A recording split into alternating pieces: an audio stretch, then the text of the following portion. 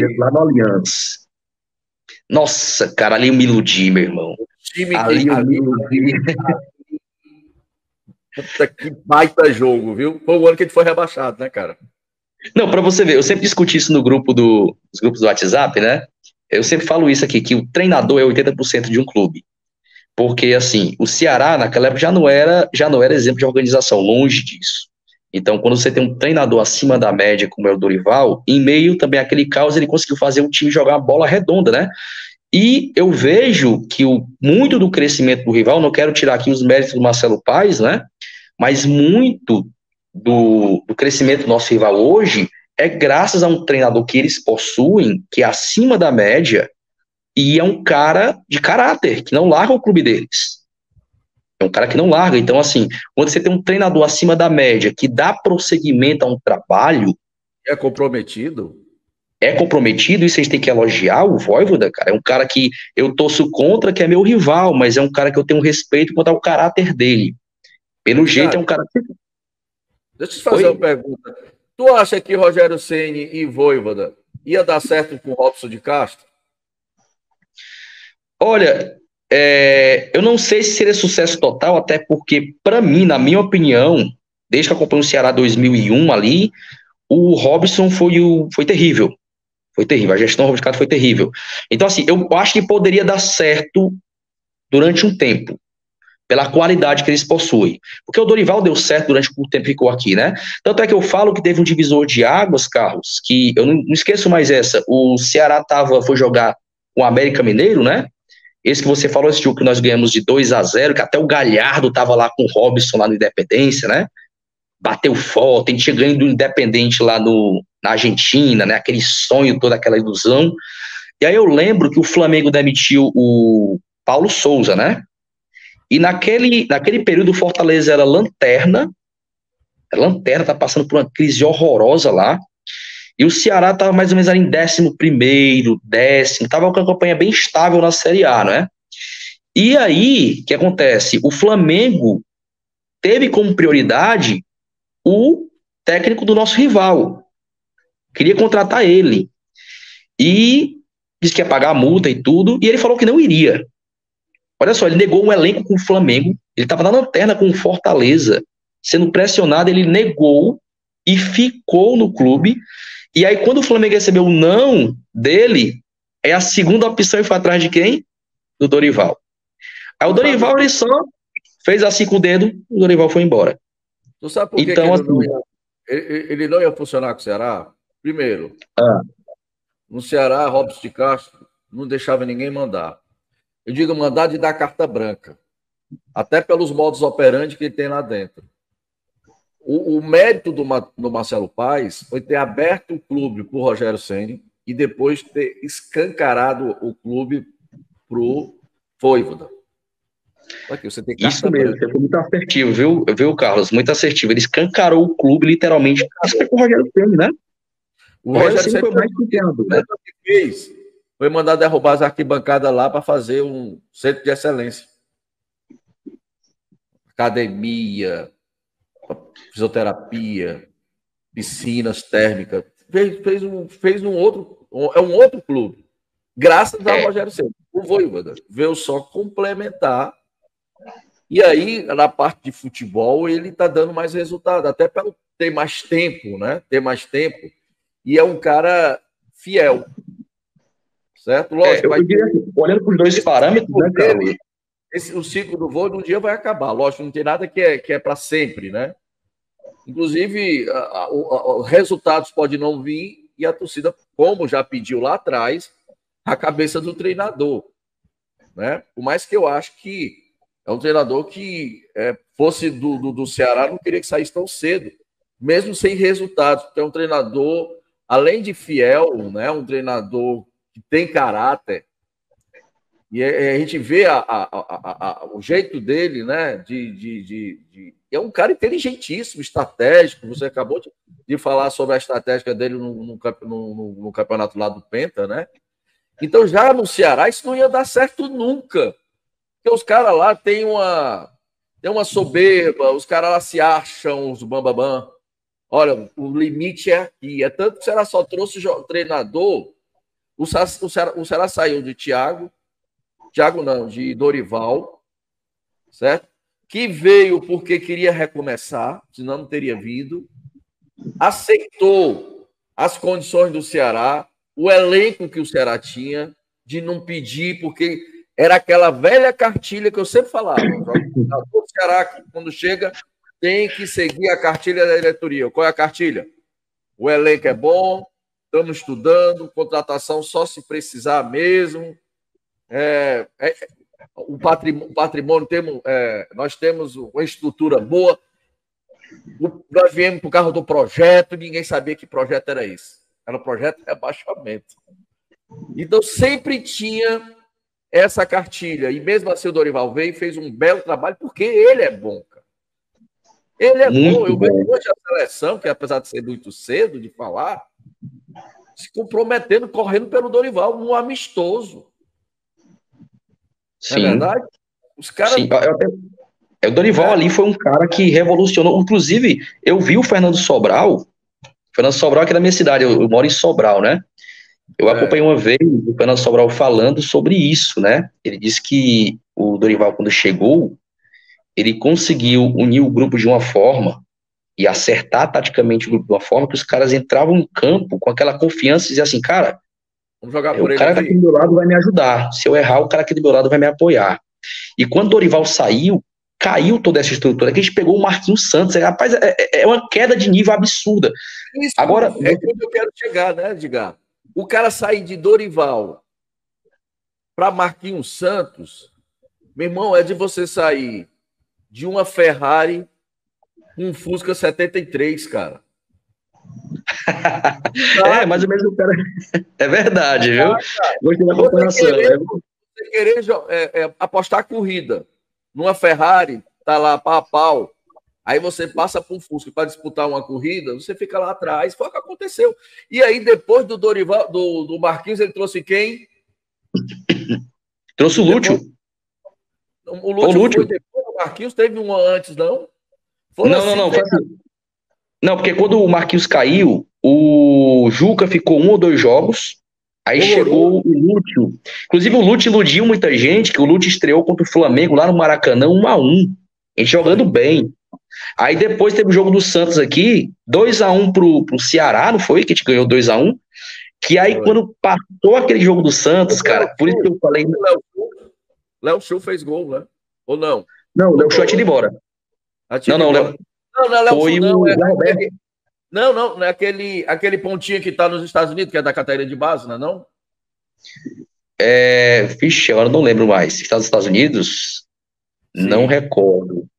Porque eu lembro que jogava Não é o Robinho, não é Robinho, não. É outro. Não tô lembrando aqui. Mas vai, continua aí. O Robinho tava no Paysandu. Pois é, eu na época eu até falei que eu achei muito esquisito o que aconteceu ali entre aqueles jogos, porque assim, o Lúcio estreou bem contra o Flamengo, né? Teve até uma semana de treinos, aí depois teve mais uma semana de treinos longa, treinou o time ganhou de 2-1 do Santos.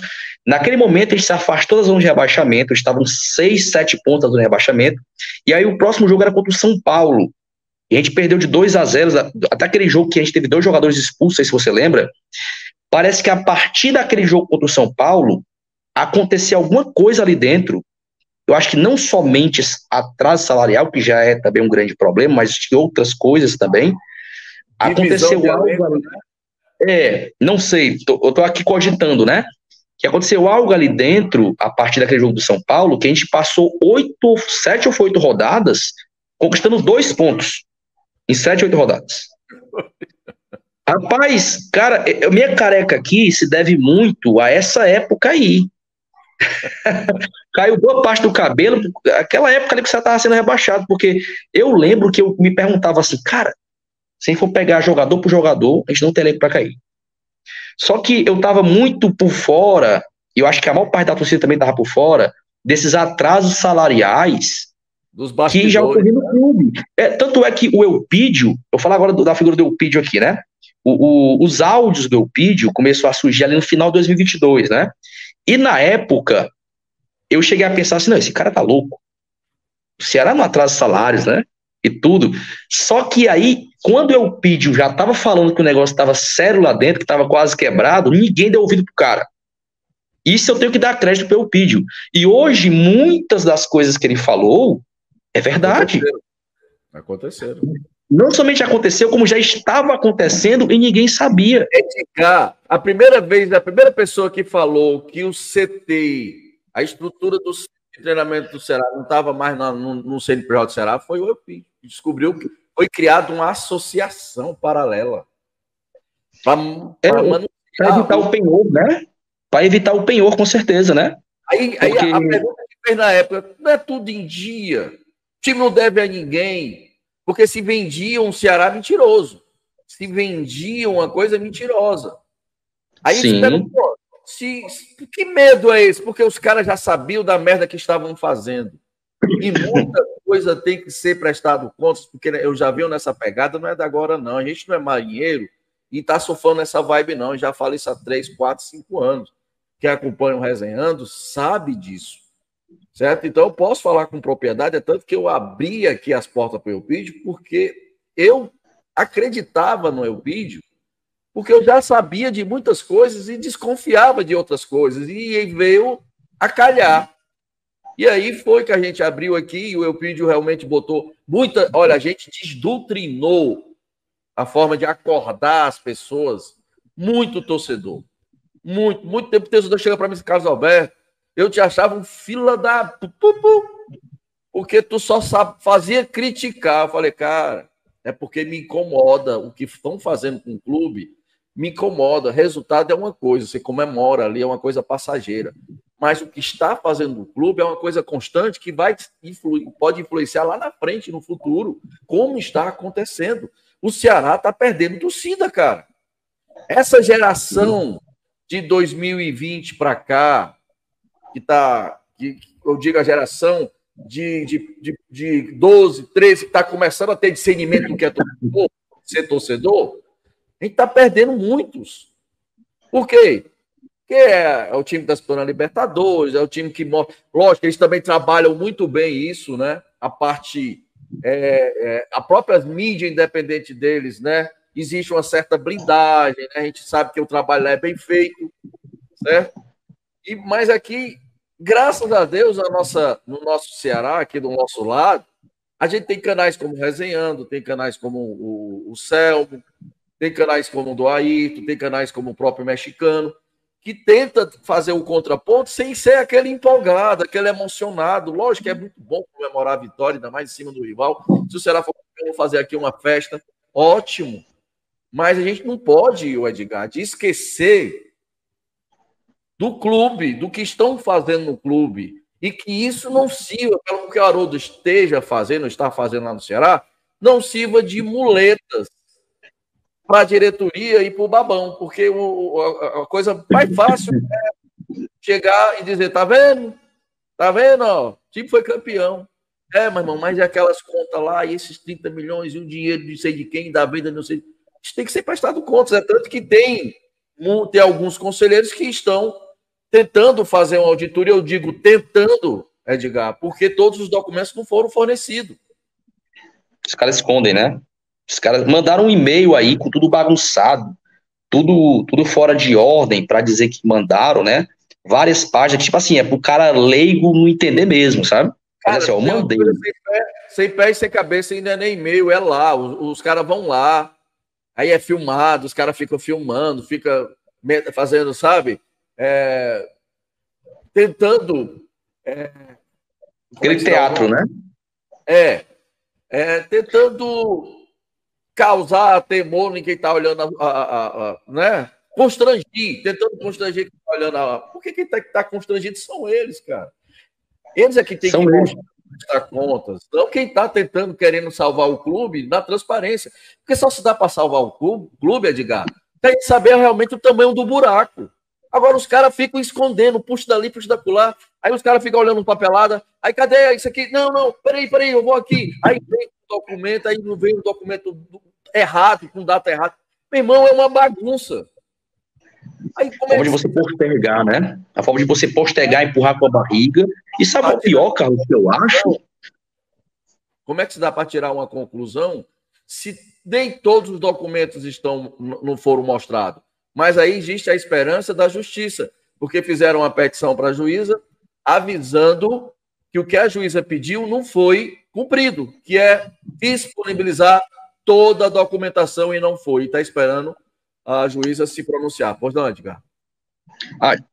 Só complementando o que você falou, a questão dessa crise financeira do Ceará, eu tenho talvez uma opinião que muitos não concordem, mas no cenário de bagunça de gestão financeira como o Ceará vivia, já anos atrás, antes do rebaixamento, mas tudo eu creio que era escondido ou maquiado, não sei.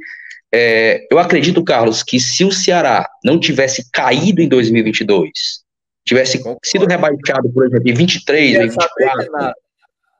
Não, pior. Vamos supor que o Ceará tivesse caído em 2024 para 2025 jogar a Série B. O rombo seria maior. Maior, certeza. Seria maior. Porque assim, se você é irresponsável financeiramente, vou dar um exemplo, você tem um orçamento de Série B em torno de 100 milhões anual, né? Se você é irresponsável financeiramente com 100 milhões, o estrago vai ser maior quando você pegar 200, 300 milhões. Não é verdade? Então, eu lembro que o Robson, naquela época, quando o clube caiu, que ele sumiu, lembra que ele sumiu? Passou 2 meses sumido e tudo. Ninguém via cadê, o Kim Jong-un de Porangabuçu sumiu. Então, ninguém achava o cara. Aí eu lembro que foi dito na época, não sei se foi o próprio Elpidio que falou isso, que ele só ia sair de lá se dessem garantia para o Ceará pagar a dívida com terceiros. Foi falado na nossa live. Foi na live de vocês, o Resenhando, né? Foi falado isso. E sabe uma coisa triste, Carlos? Focando já no outro assunto que você falou da perda de torcedores, né? De 2000 para cá. Meu filho mais velho tem 7 anos de idade, né? Ele começou a gostar de futebol depois da Copa do Mundo, agora de 2022, né? E eu ensino ele a torcer Ceará, e ele é muito Ceará, sabe? Só que aí ele começou... Ainda bem, né? Só que ele começou a acompanhar o Ceará daquela época ali da final do Cearense, final do Nordestão pra cá, né?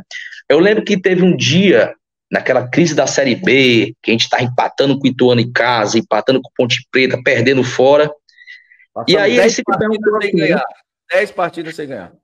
Dessa sem ganhar. E criança pergunta assim, papai, qual é o melhor time do mundo? A gente fala brincando, não, o melhor time do mundo é o Ceará, meu filho. É o Ceará. Aí eu lembro que depois do jogo lá da Tombense, né, que tomamos aquele empate no final. Ave Maria, dá dor nos olhos ali, viu? Aí ele chegou pra mim e disse assim, papai, como é que o Ceará é o melhor time do mundo, mas só deixa você triste? Cara. O que é que eu vou dizer, cara? Uma criança de 7 anos explicar pra ele que é uma fase. Ele não vai entender isso aí, né? Edgar, eu lembrei agora do Alisson, né? Que até se viu de rap lá pro pessoal do Fortaleza, que eu achei assim, muito bom o rap que fizeram. Ele chega e diz assim, papai, o Ceará não vai ganhar mais, não. O Ceará é muito ruim, papai. Até a minha esposa, Carlos, uma vez o Ceará ganhou, eu tava comemorando, acho que foi do último clássico, ela perguntou assim, enfim, né? Enfim, né? Ganharam uma, né? Porque, pelo amor de Deus, onde é que a gente se meteu? E outra coisa, o que deixa mais triste é que a nossa torcida, Carlos, ela é surreal. Ela é surreal. Não, ela precisa ser inventada, né, cara? É uma torcida que... Eu sempre falo, né? Se fosse o Ceará na situação do Fortaleza hoje, né? Com tudo de bom que aconteceu lá nesses últimos anos, não é isso? O nosso sócio-torcedor estava mais de 100 mil, gente. Eu não tenho nem medo de falar. A torcida do Ceará, ela engaja. A torcida do Ceará fazendo vergonha na Série A com mais de 50 mil sócios.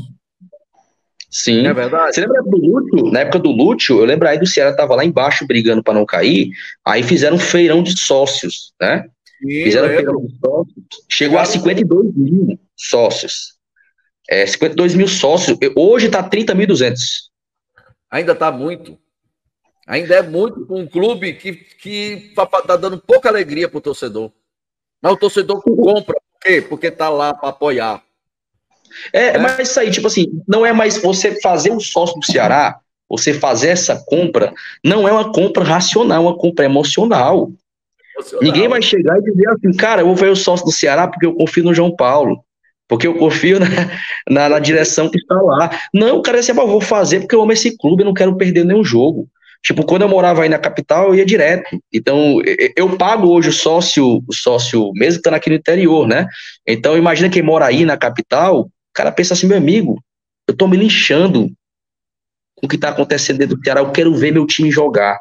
Por isso, Carlos, isso é legal, mas ao mesmo tempo, isso também é um perigo. Eu até falei ontem no grupo do Ceará Mil Grau, eu falei o seguinte, 90%, 95% do torcedor comum do Ceará, ele não quer saber o que está se passando lá dentro.